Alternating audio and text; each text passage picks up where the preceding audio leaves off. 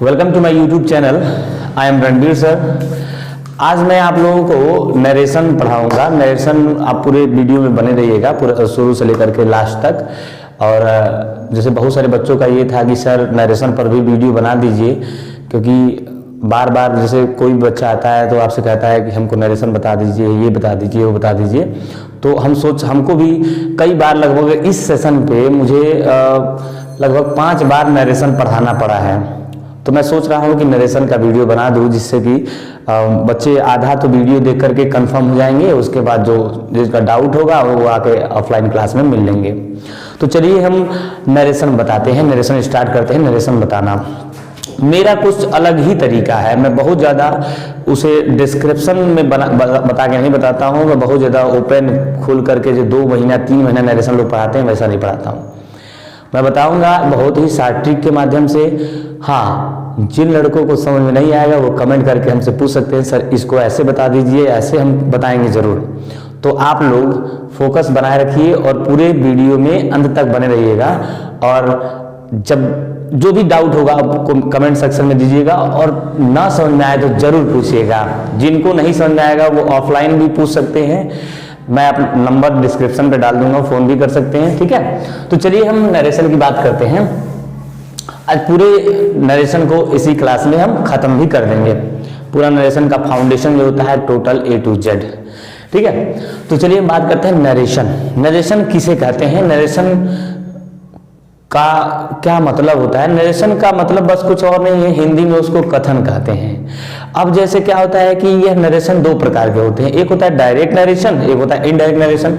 जैसे direct narration जो होता है वो डायरेक्टली लिखा जाता है। जैसे अगर कोई व्यक्ति कोई बात बोलता है, कोई कथन बोल रहा है, तो अगर हम सीधे सीधे उस चीज़ को लिख देते हैं तो वही बोलते हैं, उसको डायरेक्ट नरेशन कहते हैं या तो डायरेक्ट स्पीच कहते हैं।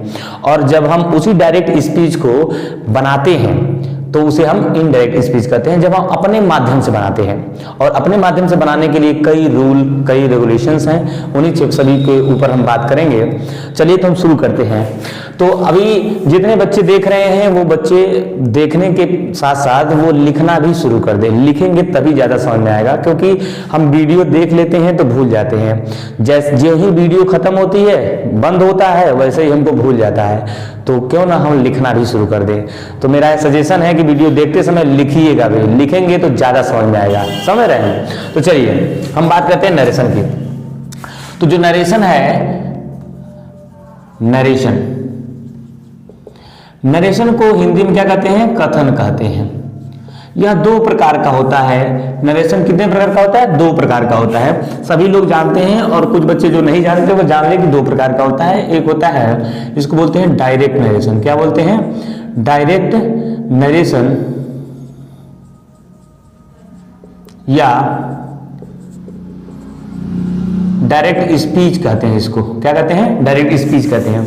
और फिर इनडायरेक्ट स्पीच कहते हैं। क्या बोलते हैं, इनडायरेक्ट नरेशन।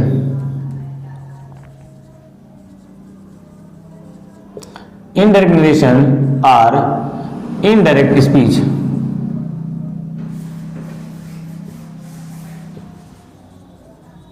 ठीक है, इनडायरेक्ट नरेशन या इनडायरेक्ट स्पीच।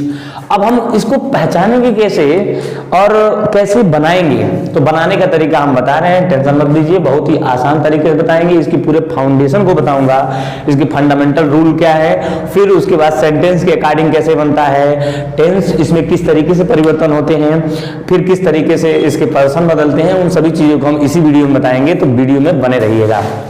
फिर देखते हैं।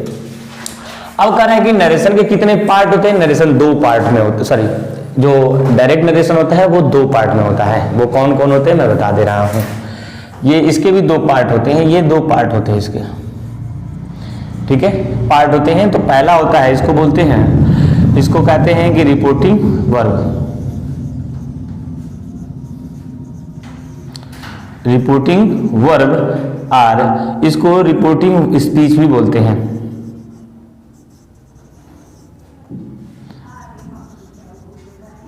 इसको रिपोर्टिंग वर्ब या रिपोर्टिंग स्पीच कहते हैं। फिर इसको क्या कहते हैं, रिपोर्टेड स्पीच। क्या बोलते हैं, रिपोर्टेड स्पीच। ठीक है, इसको रिपोर्टेड स्पीच कहते हैं। अब कहेंगे कि सर कैसे पहचानेंगे कि ये रिपोर्टिंग वर्ब कौन है, रिपोर्टेड स्पीच कौन है। जैसे डायरेक्ट नरेशन कौन है, कैसे डायरेक्ट नरेशन का कैसा स्ट्रक्चर होता है, तो मैं आपको बहुत ही आसान सेंटेंस में बता दे रहा हूं। जैसे मान लीजिए कोई सेंटेंस लिखा है, he said comma note comma he is busy, he is busy लिखा है कि he said he is busy. तो यह पूरे के पूरे सेंटेंस को जो इस तरीके से लिखा हुआ है ये एक सेंटेंस है, और एक सेंटेंस नहीं बल्कि दो सेंटेंसों में विभाजित है ये एक। तो यही क्या है, इसको कहते हैं डायरेक्ट नरेशन या डायरेक्ट स्पीच कहते हैं। इसी को हमें इनडायरेक्ट स्पीच में बदलने के लिए कई रूल कई रेगुलेशंस का सामना कर करके हमें इनडायरेक्ट नरेशन में बनाना पड़ता है। इनडायरेक्ट बनाने के लिए, इसी को इनडायरेक्ट बनाने के लिए हमें कई रूल कई रेगुलेशन कई नियम कानून के साथ होकर के गुजरना पड़ता है, उन सभी को हम बताएंगे। लेकिन अब हम कहेंगे कि जो रिपोर्टिंग वर्ब है, रिपोर्टेड स्पीच है, उसको कैसे पहचानेंगे। तो यह तो रिपोर्टिंग वर्ब है, रिपोर्टिंग स्पीच है, और यह रिपोर्टेड स्पीच है, तो इसको हम कैसे पहचानेंगे। तो हम समझा दें, इन पूरे हिस्से को तो हम क्या कहते हैं, डायरेक्ट स्पीच कहते हैं। लेकिन अब इसको कैसे पहचानेंगे, तो देख लो भाई, जो इन्वर्टेड कामा के बाहर है, ठीक है, जैसे ही सेड, इस वाले हिस्से को क्या कहते हैं, रिपोर्टिंग वर्ब कहते हैं, और जो इन्वर्टेड कामा के अंदर होता है उसे हम क्या कहते हैं, रिपोर्टेड स्पीच कहते हैं। तो जैसे पूछा जा सकता है, पूछता नहीं है, कभी पूछा नहीं है, लेकिन आपको मालूम होना चाहिए, यू मस्ट नो दैट, ये जो नरेशन के जो पार्ट होते हैं, जैसे डायरेक्ट नरेशन के जो पार्ट होते हैं, रिपोर्टिंग वर्ब, रिपोर्टेड स्पीच, तो ये कहाँ होते हैं और कैसे होते हैं। क्योंकि जब हम पढ़ाना अभी शुरू कर देंगे तो बहुत बार रिपोर्टिंग वर्ब, रिपोर्टेड स्पीच, हाँ, तो वही मैं बता रहा था कि इस जो ही सेड दिया है, इस इश्यू को क्या कहते हैं, रिपोर्टिंग वर्ब कहते हैं, और इस इश्यू को क्या कहते हैं, रिपोर्टेड स्पीच। इसको हम RS से सिंबलाइज करते हैं। जैसे ये मेरा मानना है, दूसरे का क्या मानना है वो अलग मैटर है। आपको समझाना मेरा उद्देश्य है, आप समझ जाएंगे कैसे बनाना है, एग्जाम आप क्रैश कर लेंगे, ठीक है। तो ये मेरा अलग प्रकार का टेक्निक है, लेकिन आप बस वीडियो में बने रहिए, नहीं समझ में आएगा तो जरूर पूछिएगा। तो आपको समझ में आ गया कि ये रिपोर्टिंग वर्ब होता है, ये रिपोर्टेड स्पीच होता है। अब हम बताएंगे कि डायरेक्ट से इनडायरेक्ट बनाने के नियमों में कौन कौन से ऐसे नियम हैं जो फॉलो किया जाता है। चलिए, नियम, हम बात करते हैं डायरेक्ट से इनडायरेक्ट बनाने के नियम की ओर। तो चलिए अब हम बात करते हैं डायरेक्ट से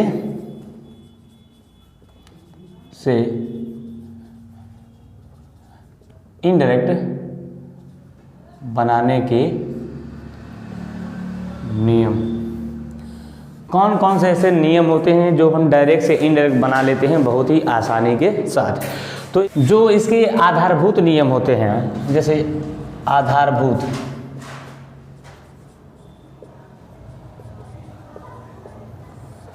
जो नियम होते हैं, आधारभूत नियम का मतलब जो फंडामेंटल रूल होते हैं वो कौन कौन से होते हैं मैं बता दे रहा हूँ। तो डायरेक्ट से इनडायरेक्ट बनाने में आपको दो तीन चीज़ों का सामना करना पड़ता है। पहला कि आप जब डायरेक्ट से इनडायरेक्ट बनाते हैं तो टेंस में परिवर्तन करते हैं। किसमें परिवर्तन है, टेंस में। तो इसको हम लिखते हैं अकॉर्डिंग टू टेंस। फिर है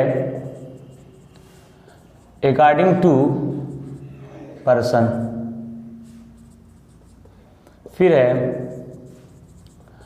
अकॉर्डिंग टू सेंटेंस। ठीक है, ये तीन नियम है, बहुत ही ज़्यादा आसान नियम होते हैं। अब हम कौन कौन से नियमों के आधार पर कैसे कैसे डायरेक्ट से इनडायरेक्ट बनाएंगे वो हम सभी तरीकों को समझेंगे। तो जैसे मैं अभी एक सेंटेंस यहाँ लिखा था, he said comma inverted comma he is busy, he is busy.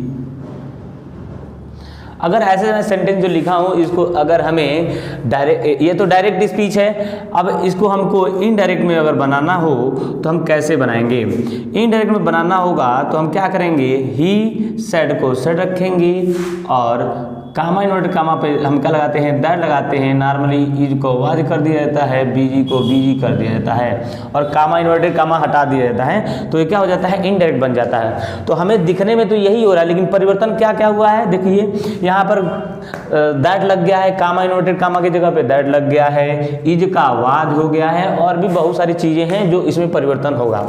और एक तो होता है कि नॉर्मली हम सीधे लिख सकते हैं,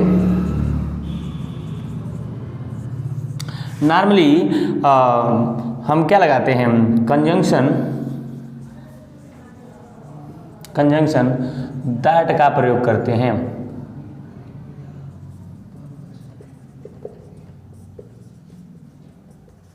ठीक है, नरेशन बनाते समय नॉर्मली दैट का प्रयोग कर दिया जाता है कंजंक्शन के रूप में ज़्यादातर सेंटेंसों में। जैसे असर्टिव सेंटेंस है तो कंजंक्शन दैट लगता है, ऑपरेटिव सेंटेंस है तो कंजंक्शन दैट लगता है, एक्सक्लेमेटरी सेंटेंस है तभी दैट लगता है, और केवल इंपेरेटिव में और इंट्रोगेटिव में ही दैट का प्रयोग नहीं होता, जिनका हम अलग हम नियम जब आएगा तो हम बताएंगे। चलिए तो हम बात करते हैं इसको कैसे बनाते हैं। तो हम हेडिंग डालेंगे अकॉर्डिंग टू टेंस।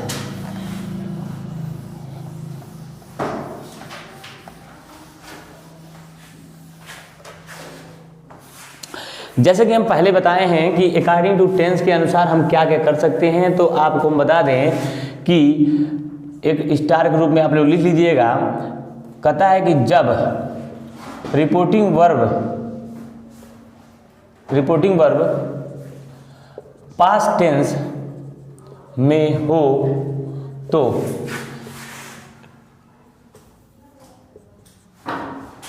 डायरेक्ट से इनडायरेक्ट बनाते समय, डायरेक्ट से इनडायरेक्ट बनाते समय रिपोर्टेड स्पीच के टेंस में निम्नलिखित परिवर्तन होता है। वो बोलू वो ढूंढना, तो क्या नाम है, मास्क, वो क्या नाम है, इंक, वो बहुत इंक यहाँ गिरा हुआ, रुक लो वीडियो रुक लो, वो हम जैसे कट पीट कर। तो चलिए निम्नलिखित परिवर्तन करते हैं। तो कैसे करते हैं मैं बता दे रहा हूं। जैसे उसके लिए हम एक बॉक्स बनाएं तो बहुत ही आसानी से हम समझ सकते हैं कैसे परिवर्तन करेंगे।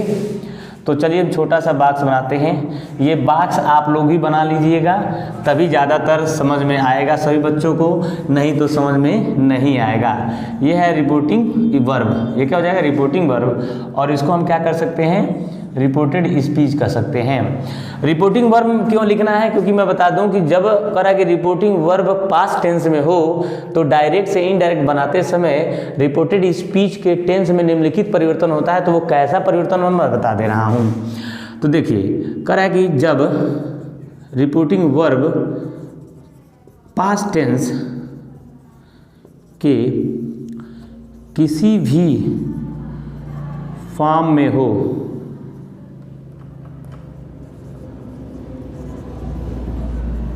तो अब क्या करें, मानो होगा तो निम्नलिखित परिवर्तन होगा। कैसे होगा, जैसे डायरेक्ट से जब हम इनडायरेक्ट बनाएंगे तो कौन सा परिवर्तन होगा, तो देख लीजिए। जैसे प्रेजेंट टेंस टोटल क्या हो जाता है, पास्ट टेंस में बदल जाता है, पास्ट टेंस में बदल जाता है। जैसे प्रेजेंट इंडेफिनिट टेंस क्या हो जाता है, पास्ट इंडेफिनिट टेंस में हो जाता है, टेंस में बदल जाता है। Present continuous tense past continuous tense में बदल जाता है।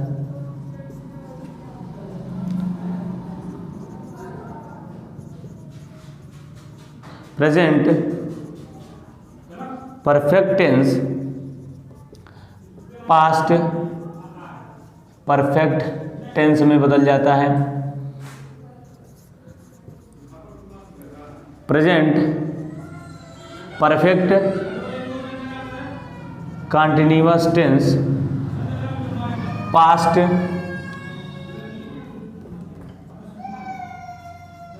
परफेक्ट कंटिन्यूअस टेंस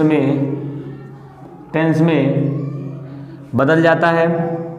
अब ये तो प्रेजेंट का टोटल पास्ट हो गया, समझ रहे हैं। अब देखिए अगर गलती से रिपोर्टेड स्पीच माने होता है इन्वर्टेड कामा वाले हिस्से में, इन्वर्टेड कामा के बाहर वाला तो रिपोर्टिंग वर्ब होता है, ये रिपोर्टिंग वर्ब है, और जो इन्वर्टेड कामा के अंदर होता है वो रिपोर्टेड स्पीच होता है, यही होता है। देखिए रिपोर्टिंग वर्ब बाहर होता है, सिंगल होता है, single inverted comma, double inverted comma के अंदर होता है वो रिपोर्टेड स्पीच होता है। तो कह रहे हैं कि रिपोर्टेड स्पीच जब डायरेक्ट में प्रेजेंट टेंस में होगा तो इनडायरेक्ट बनाएंगे तो उसे हम क्या कर देंगे, पास्ट टेंस में कर देंगे। तो वही कह रहा है कि अगर गलती से ये पहले से पास्ट में हो तब क्या करेंगे, पास्ट इंडिफिनिट में हो तब क्या करेंगे भाई,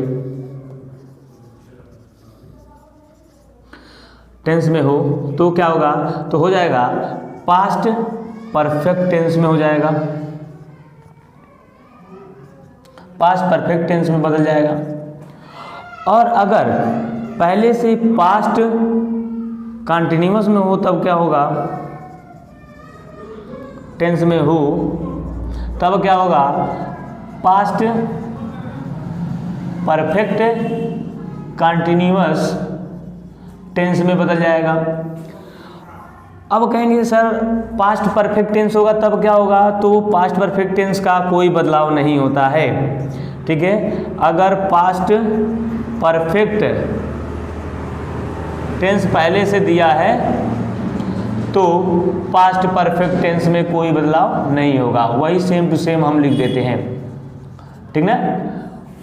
ये दे दिया और पास्ट परफेक्ट कंटिन्यूअस दिया है तो सेम टू सेम वही काम वही होगा, तो लिखने की कोई ज़रूरत नहीं है। पास्ट परफेक्ट और कंटिन्यूअस दोनों का कोई चेंज नहीं होता है। अगर फ्यूचर दे दिया है तो क्या हो जाएगा भाई, फ्यूचर में जैसे मान लीजिए विल दे दिया है तो क्या हो जाएगा, वुड हो जाएगा। शैल दे दिया है, शैल दे दिया है तो क्या हो जाएगा, शुड हो जाएगा। कैन दे दिया है तो कुड हो जाएगा। मे दे दिया है तो माइट हो जाएगा, ठीक है। इस तरीके से क्या होता है, यह परिवर्तन होता रहता है। अब कहेंगे कि सर इसको हम कैसे समझेंगे कि ये प्रेजेंट इंडिफिनिट है, प्रेजेंट कंटिन्यूअस है, प्रेजेंट परफेक्ट टेंस है, कोई भी टेंस कैसे पहचानेंगे, तो उसका हम अभी एक शॉर्ट ट्रिक बता रहे हैं, जो शॉर्ट ट्रिक के द्वारा हम क्या करेंगे, समझ जाएंगे।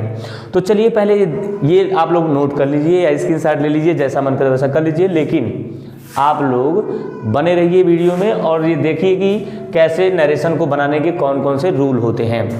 अभी हम इसको मिटाएंगे नहीं, लेकिन 2-3 सेंटेंस समझाने की कोशिश करेंगे।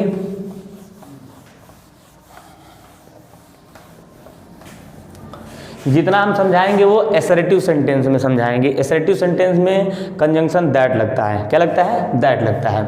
तो चलिए हम बात करते हैं, जैसे अगर कोई सेंटेंस दिया, जैसे मान लीजिए दे दिया he said, comma and comma, he is busy, तो कह रहा है कि इधर का हमको टेंस की पहचान नहीं करना है। टेंस की पहचान किधर करना है, इधर करना है। रिपोर्टेड स्पीच के टेंस में परिवर्तन होता है, रिपोर्टिंग वर्ब के टेंस में नहीं। लेकिन यह याद रखना कि यह जब रिपोर्टिंग वर्ब जो टेंस है, रिपोर्टिंग वर्ब जो है, यह अगर पास्ट टेंस में होगा तो समझ में आएगा। तो इसको पहचानने के लिए क्या करते हैं, सब्जेक्ट के बाद वर्ब का सेकेंड फॉर्म है तो समझ जाएंगे कि यह क्या है, पास्ट इंडिफिनिट टेंस है। कौन सा टेंस है, पास्ट इंडिफिनिट टेंस है। तो हम समझ गए कि रिपोर्टिंग वर्ब जो हमारा है पास्ट इंडिफिनिट में है, मतलब यह रूल काम कर रहा है। तो बनाएंगे कैसे, तो जब यह समझ गए तो हम क्या करेंगे, ही सेड का सेड रहेगा और कामा इन्वर्टेड कामा की जगह पे क्या लग जाएगा, दैट। ही नो चेंज होता है, बताएंगे बाद में। इज का क्या हो जाएगा, देखिए प्रेजेंट टेंस में, प्रेजेंट टेंस में क्या होता है, इज एम आर होता है। तो पास्ट टेंस में क्या हो जाता है, वाज और वेयर हो जाता है। तो इज का क्या हो जाएगा भाई, इज का वाज वेयर में बदल जाएगा तो क्या हो जाएगा, ही के साथ वाज लगता है और बीजी का बीजी हो जाएगा। देखिए ये पहला वाला काम हुआ।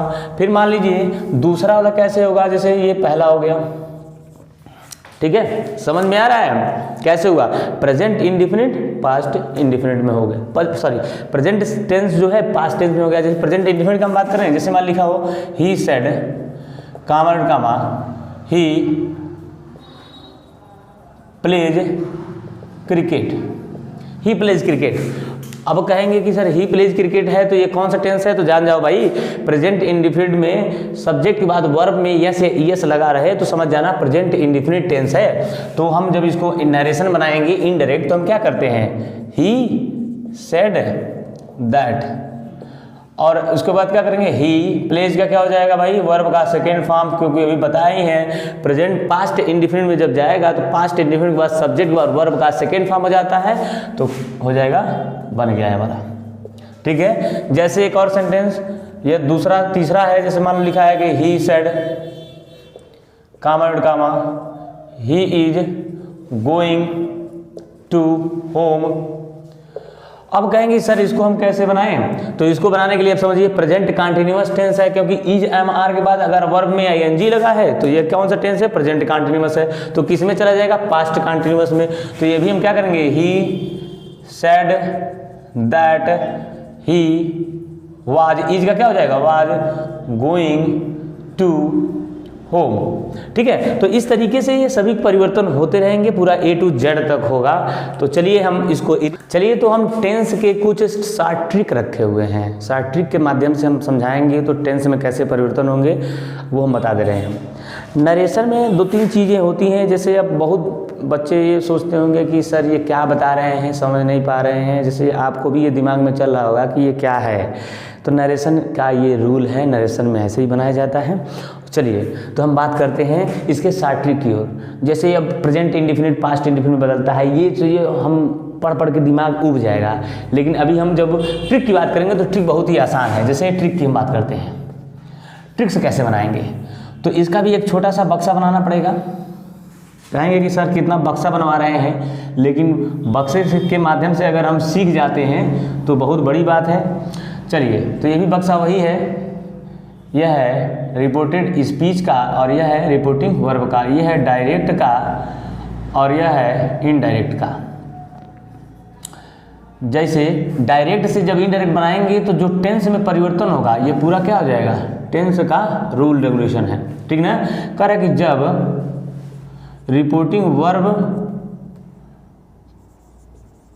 पास्ट टेंस में हो तो, टेंस पास्ट टेंस में, पास्ट रिपोर्टिंग वर्ब के पास्ट मतलब जब रिपोर्टिंग वर्ब पास्ट टेंस के किसी भी फॉर्म में लिख लो ना सही रहेगा, पास्ट टेंस के किसी भी फॉर्म में हो। जैसे यह अगर पास्ट इंडिफिनिट में है तो बन जा रहा है, पास्ट कंटिन्यूअस में होगा तो, पास्ट परफेक्ट में होगा तो तब भी नियम वही काम करेगा।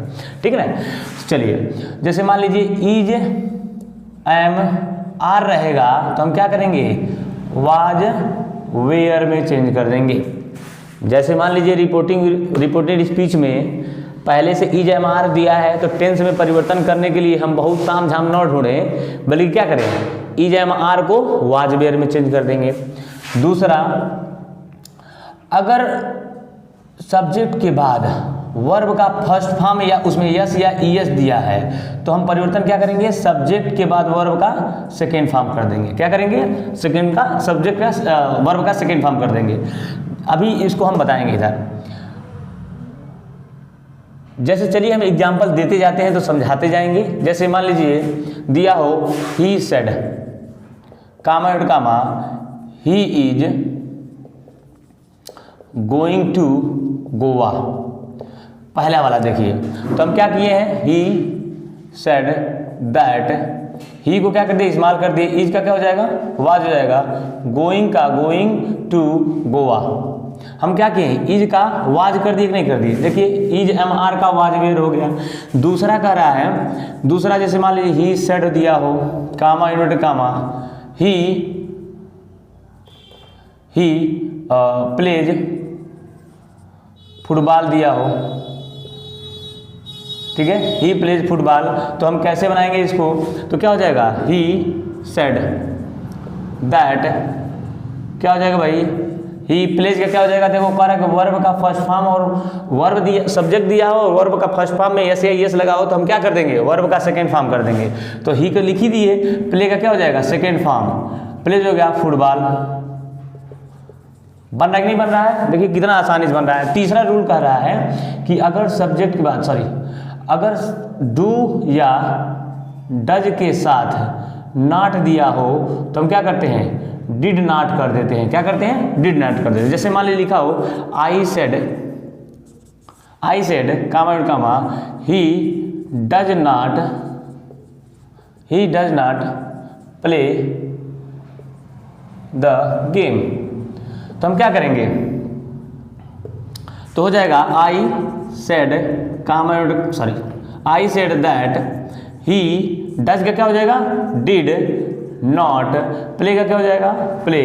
अब देखिए केवल डज नॉट डू नॉट का डज नॉट या डज नॉट का डिड नॉट हुआ है, केवल क्या हुआ है, डज नॉट का डिड नॉट हुआ है। देखिए डू नॉट या डज नॉट अगर दिया होगा तो डिड नॉट करेंगे, वर्ब में कोई परिवर्तन नहीं करेंगे। जैसे अभी यहाँ था कि वर्ब में परिवर्तन किए हैं लेकिन इसमें वर्ब में कोई परिवर्तन, क्योंकि इसमें वर्ब में परिवर्तन कोई दिखाया नहीं है तो हम वर्ब में परिवर्तन नहीं करेंगे।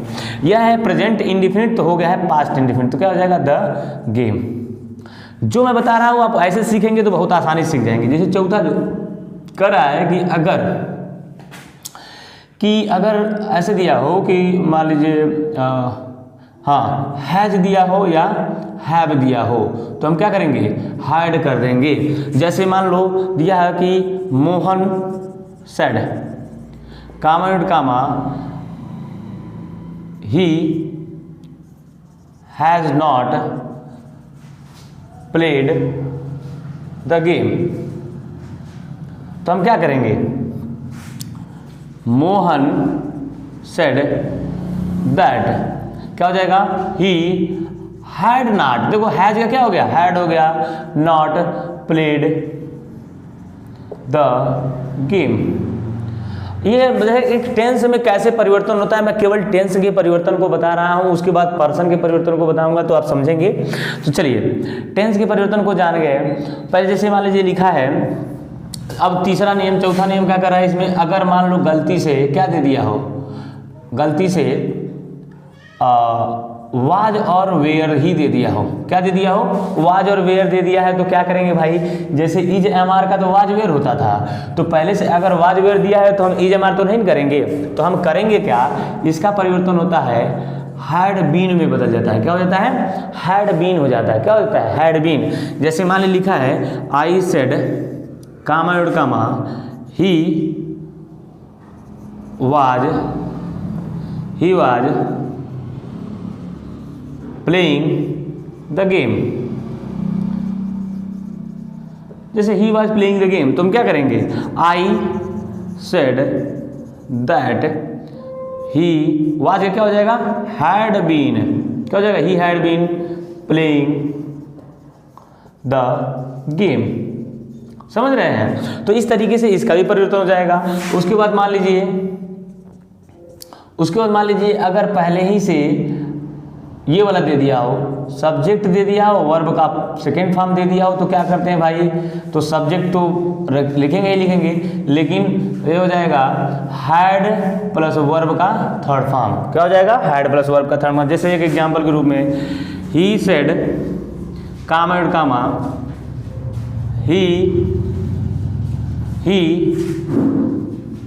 ही सा द बॉय, ही सा द बॉय। अब देखो ही दिया है सा, मतलब सब्जेक्ट के बाद क्या दिया है, वर्ब का सेकेंड फॉर्म दिया है, सी सा, सी का क्या होता है, सा होता है। तो हम क्या करेंगे, ही सेड दैट, अब करेंगे वही क्या है, ये पास्ट इंडिफिनिट टेंस है। अब पास्ट इंडिफिनिट टेंस किस में जाता है, पास्ट इंडिफिनिट जाता है पास्ट परफेक्ट में, तो वही क्या हो जाएगा, ये पास्ट परफेक्ट में बदल जाएगा। दैट ही क्या हो जाएगा, ही सा को तो काट देंगे, सा बदलेगा तो हो जाएगा हैड और हो जाएगा सीन। वर्ब का थर्ड फॉर्म हो गया, देखो वर्ब का थर्ड फॉर्म हो गया और हैड लग गया, और फिर वही चीज़ हो जाएगा बॉय। समझे। उसके बाद अगर सतवां नियम कह रहा है कि अगर पहले से डिड नॉट दिया है तो अब क्या करेंगे भाई, तो क्या करेंगे, हैड नॉट प्लस वर्ब का थर्ड फॉर्म। क्या हो जाएगा, हैड नॉट प्लस वर्ब का थर्ड फॉर्म। जैसे मान लीजिए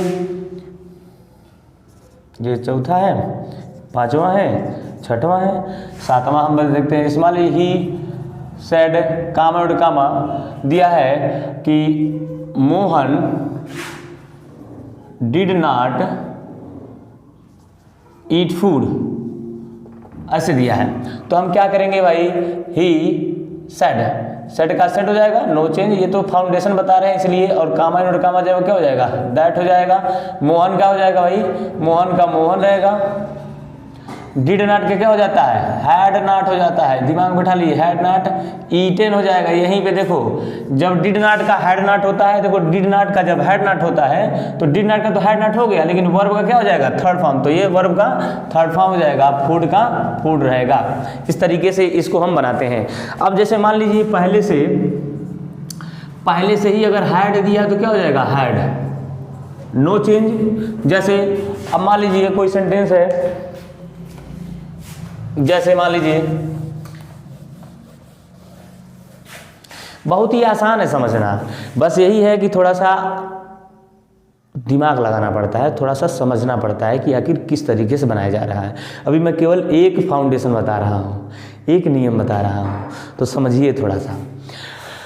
अब जैसे मान लो आ गया कि राधा सेड, कामा और कामा, ही had given the pen, तो हम इसको कैसे बनाएंगे, हो जाएगा Radha said that he had का had रहेगा, no change, had given the pen। अभी बहुत सारे परिवर्तन होते हैं, लेकिन बस इसमें कोई परिवर्तन और नहीं होगा, ऐसे फार्मूले में बता रहा हूँ जिसमें कोई परिवर्तन नहीं होना है। जब हम पर्सन बताएंगे तो समझाएंगे। उसके बाद जो आता है, अगर मान लीजिए ये तो हो गया पूरा, विल दिया हो तो क्या करेंगे, तो विल का क्या होता है, वुड होता है, विल का वुड होता है, विल का क्या होता है, वुड होता है। जैसे एक सेंटेंस और इसका हम सेंटेंस समझा दें, इधर का हम मिटाते जा रहे हैं तो आप लिखते भी जाइए तो ठीक रहेगा, नहीं तो फिर क्या होगा, दिमाग से उतरता जाएगा। जैसे मान लो लिखा है कि Suraj said, comma dot comma, he will go to Gorakhpur, ठीक है। तो हम क्या करेंगे, सूरज सेड का सेड हो जाएगा, कामा डॉट कामा, कामा डॉट कामा तो हम दैट में बदल देंगे, क्योंकि ये कंजंक्शन क्या होता है, दैट में चेंज हो जाता है। फिर ही हो जाएगा, ही विल का क्या हो जाएगा भाई, वुड हो जाएगा।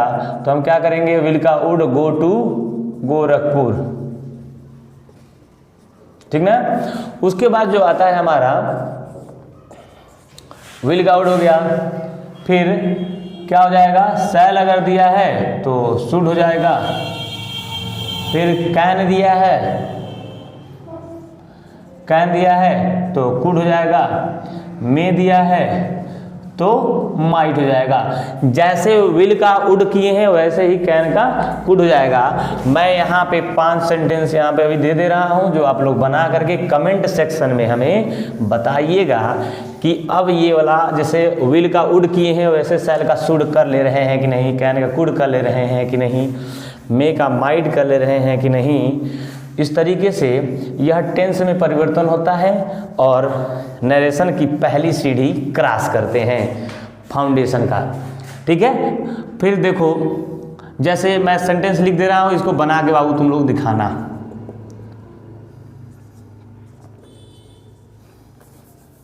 I said comma comma, I shall give the pen, he said he can go to school, she said it may be rain। तो इस तरीके से हम क्या करेंगे, इट में बी रेन, तो हम क्या करेंगे, हम इसको जिस तरीके से मैं अभी बताया हूँ उस तरीके से इसको बना के दिखाइएगा। और अगर वीडियो अच्छा लगे तो लाइक कर दीजिएगा और शेयर कर दीजिएगा, और इसका सेकंड पार्ट जो आएगा मैं कल आपको दिखाऊंगा।